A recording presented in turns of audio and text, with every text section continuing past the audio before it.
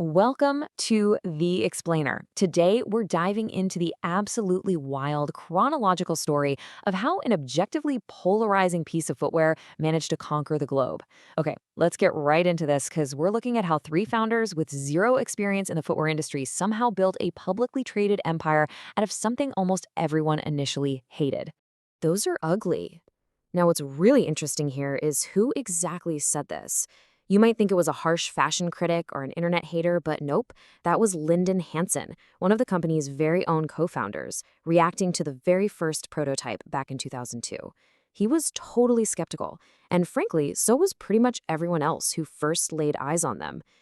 But hold on to that initial disgust for a second and contrast it with this staggering number, $2.3 billion. That figure right there represents their record-breaking global revenue for the year 2021 alone. It is just a mind-boggling leap from a laughed-at prototype to a literal multi-billion-dollar juggernaut. So the crucial question we're investigating today is how exactly did an ugly shoe make billions? I mean, how do you bridge that massive gap between a wildly ridiculed, incredibly strange-looking design and total global market dominance? Well, we're going to map out exactly how they pulled off this completely unlikely feat. Section 1. An unlikely origin story. The year is 2002. Lyndon Hansen had recently gone through a really tough time.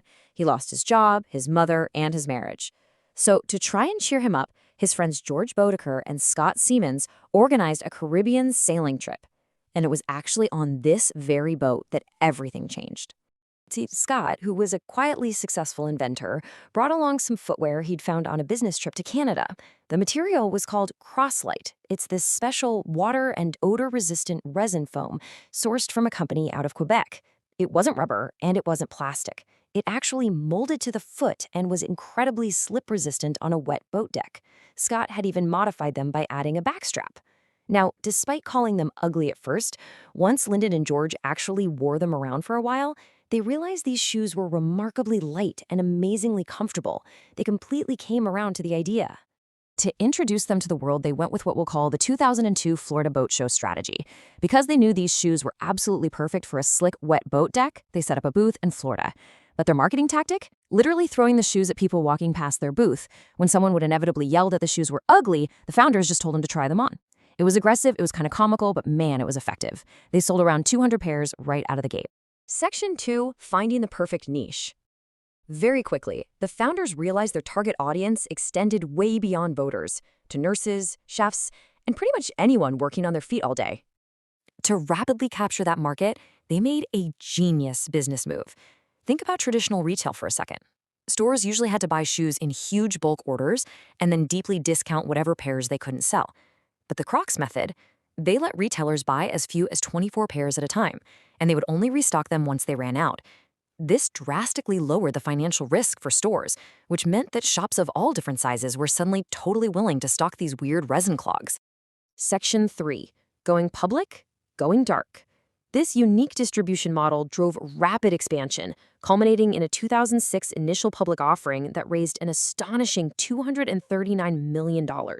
That was the highest ever for footwear at the time. But that breakneck pace took a severe toll behind the scenes. Things unraveled fast. They go from being founded at a boat show in 2002 to this massive IPO in 2006. But right alongside that peak success, co-founder George Bodeker began exhibiting some highly erratic behavior. Just months after going public, he reportedly threatened his brother-in-law, allegedly telling him, "I'm going to bury you so deep that no one will ever find you." After a string of controversies like this, George was actually removed from the board of directors, and the chaos lingered for years. In 2012, George had a highly publicized DUI incident where, heavily intoxicated and completely alone in his car, he bizarrely insisted to police that pop star Taylor Swift had been the one driving. Section 4. The Brink of Collapse. George's dramatic exit was really just the beginning of the brand's troubles, as they barreled toward a near-fatal crash in the 2007 and 2008 era. They faced a devastating wave of threats all at once. The 2008 financial crisis completely froze global consumer spending. Then, a company called Select LLC sparked a patent lawsuit claiming Crocs violated an earlier patent for a material extremely similar to Croslite. On top of that, Italian shoemakers claimed the design was a knockoff, and their own massive corporate overexpansion finally caught up with them. The impact was brutal: plunging sales, plummeted stock prices, endless public accusations, and this massive excessive inventory left the company basically treading water in pure survival mode for an entire decade. Section 5. The billion-dollar comeback. Just when critics thought the brand was completely dead and buried, they executed one of the most incredible strategic turnaround campaigns in retail history, bringing the infamously ugly shoe right back from the brink of obscurity. To get back on top, they used a very deliberate, specific playbook. Step 1. Embrace the polarization. They realized that nobody on earth is neutral on Crocs, right? You either intensely love them or deeply hate them. So they leaned in. Ugly became a badge of honor. Step 2. Push individuality and comfort. The brand positioned the shoe as a symbol for those who are bold, one of a kind, and have that carefree attitude of not worrying what anyone else thinks. And step 3. Launch high-profile, utterly bizarre collaborations to constantly generate headlines. To execute that third step, they basically became cultural chameleons. They worked with massive music stars like Justin Bieber and Post Malone. They collaborated with Kentucky Fried Chicken, creating literal fried chicken-scented shoe charms. I mean, you can't make this stuff up. And then, jumping to the exact opposite end of the cultural spectrum, they partnered with luxury brand Balenciaga to create custom platform Crocs that walked the high-fashion runways of Paris Fashion Week and instantly sold out. By being so unpredictable, they guaranteed themselves endless free publicity. Then, an unexpected global catalyst occurred: the 2020 pandemic pivot. While the pandemic absolutely crushed a lot of traditional apparel companies, Crocs had already made a vital strategic shift. They had previously closed down lots of their expensive retail shops to prioritize e-commerce sizing and online sales. So when the entire world suddenly found themselves stuck inside their homes with a desperate, unified desire for comfortable apparel, Crocs was perfectly positioned to deliver exactly what the market wanted, right to their doorsteps. The result of that pivot? A massive 300% surge in their stock value during the year 2020. 300%. Driven by a global hunger for comfort and that brilliant e-commerce shift, 2020 became their best year ever.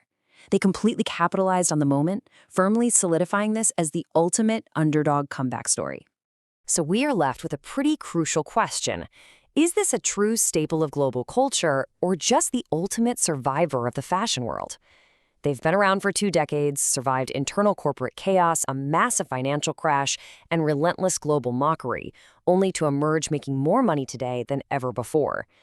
I'll leave it to you to decide if they've permanently cemented their legacy or if they're just riding another wave. Thanks so much for joining me on this explainer, and keep questioning what you think you know.